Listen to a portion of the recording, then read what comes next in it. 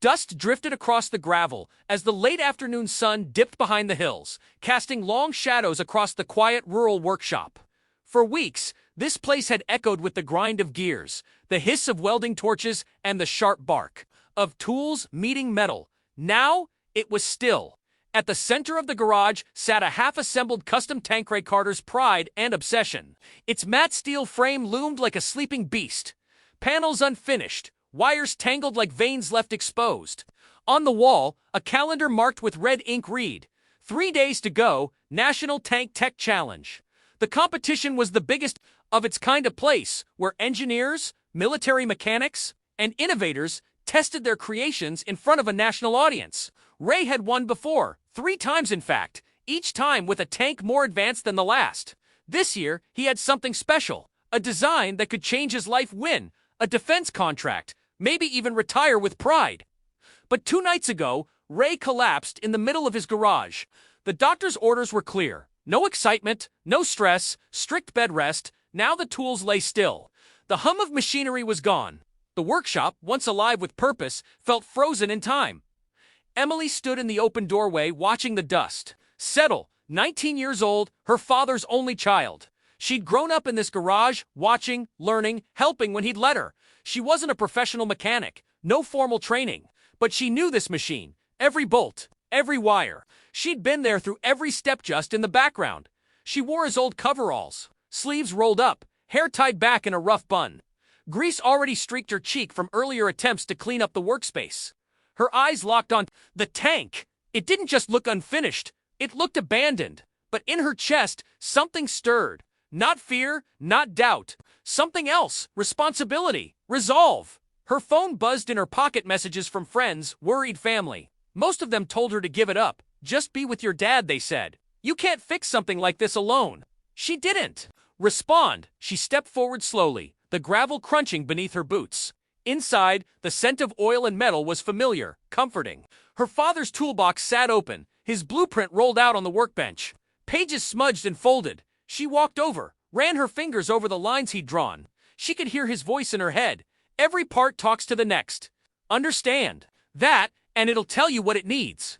The silence didn't scare her. The challenge didn't scare her. She looked at the tank, then at the clock. 3 days. She tightened her ponytail, pulled on the gloves, and whispered under her breath, "Okay, let's do this."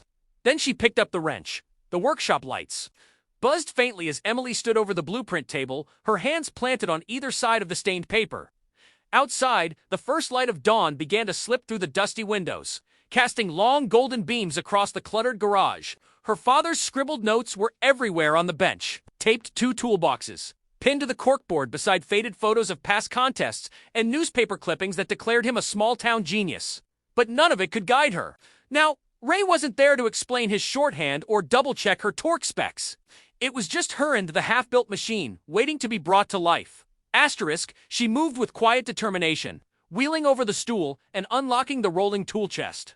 Each drawer clanged as she opened it, revealing rows of wrenches, gauges, and specialized gear. She grabbed a torque wrench and got to work. Asterisk, underneath the tank, she slid herself on the creeper and stared up at the unfinished drivetrain. Her mind, sharp and methodical, began pulling pieces together. She remembered conversations, flashbacks of her dad explaining gear ratios over dinner, showing her how to feel a bolt's tension with just a wrist twist, laughing when she stripped one early on. But those mistakes had taught her something.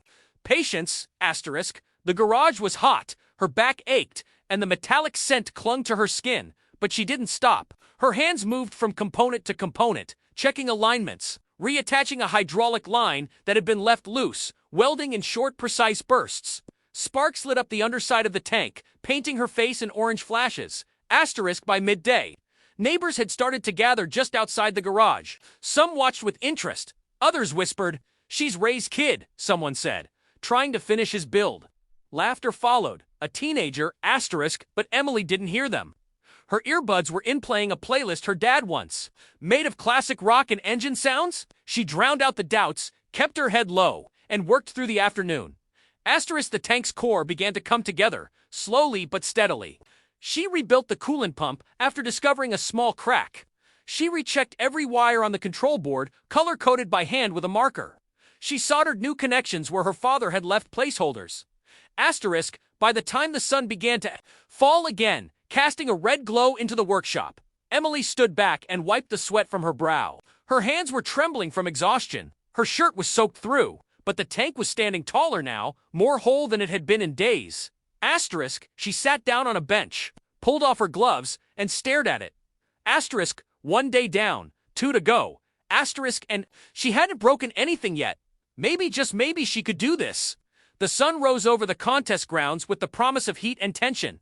The field buzzed with the noise of generators, steel clanking, and voices barking orders. Massive transport trucks lined the far edge, unloading tanks that gleamed like monster-sponsored machines, engineered by full teams with budgets. Flags fluttered above the registration booths, and drone cameras hovered overhead, capturing the preparations for the nation's most intense tank engineering challenge. Asterisk.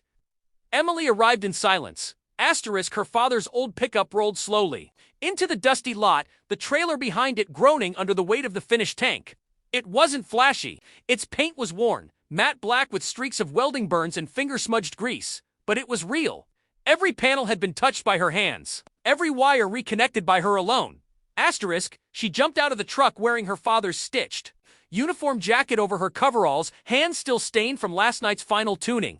She walked around to unstrap the tank and caught sight of the others. Teams in matching branded shirts, mechanics with earpieces, engineers monitoring diagnostics, on tablets, and then her alone, 19, no crew. Just sweat, instinct, and her dad's notes stuffed in her backpack. Asterisk, at the registration tent. A middle-aged man with a clipboard raised an eyebrow as she approached. "You here for Carter's team?" he asked, glancing around. "Where's Ray?" Asterisk, she looked him straight in the eye. "In the hospital," she said calmly. "But I'm driving." Asterisk, he hesitated. "You're his, asterisk, daughter." Asterisk, he blinked, then checked the list. Emily Carter, entry 17, a pause. "You're serious?" Asterisk, she didn't blink, dead serious. Asterisk, the buzz around her grew as she rolled the tank into its spot in the lineup. Some competitors sneered, others whispered, a few glanced with curiosity, but most didn't take her seriously. She was just a girl, standing beside a machine built for war. But they didn't know what she'd done to get here. They hadn't seen the long nights, the broken bolts, the pain in her shoulders that wouldn't go away. Asterisk, a horn echoed across the field. The announcer's voice boomed from the speakers. "Ladies and gentlemen, welcome to day 1 of the National Tank Tech Challenge. Drivers, prepare your machines." Asterisk, inside the cockpit, Emily climbed into the driver's seat, her hands steady on the controls. The interior still smelled of oil and heat. She pressed the ignition. The engine roared to life. Beneath her, steady strong, like it had never broken in the first place. Asterisk, she glanced out the hatch and saw a crowd gathering. Then, at the far edge of the audience, in a wheelchair beside a nurse, sat her father. His expression was unreadable, his eyes locked with hers. Asterisk, she didn't smile, she didn't wave. She just gave him a subtle nod, firm, confident. Asterisk, he knew what that meant. The tank rolled forward, toward the first challenge. The course stretched out ahead like a battlefield, steep hills, deep mud trenches, narrow turns, and moving targets. Emily gripped the controls, her jaw tight, her heart pounding against her ribs. The tank's engine hummed beneath her, powerful and ready. As the starting horn blared, she pushed forward, and the machine lunged into motion. Asterisk, obstacle after obstacle. She drove with precision. The crowd murmured, then grew louder with each pass she cleared. No one expected her to make it this far. Asterisk, then, halfway through, disaster struck. The engine sputtered. Warning lights blinked red. A fuel pressure failure. Asterisk, judges raised flags. Officials moved to stop her, but Emily didn't flinch. She threw the hatch open, jumped down, and slid under the tank with tools in hand. Cameras zoomed in. Silence fell. Asterisk, her hands worked fast, wiping grime, clamping a cracked line. Asterisk, the tank rumbled to a stop, dust swirling around it. Emily climbed out, her face streaked with sweat and oil, heart pounding. The crowd stood silent, then exploded into cheers. She spotted her father in the distance, seated in his wheelchair, eyes full of pride and tears. When the announcer declared her the winner, she didn't jump or scream. She walked straight to him, knelt down, and whispered, "We did it." He touched her shoulder, speechless. That moment said everything that night. News outlets across the country picked up the story. Headlines read, Asterisk teen girl stuns, tank engineering world.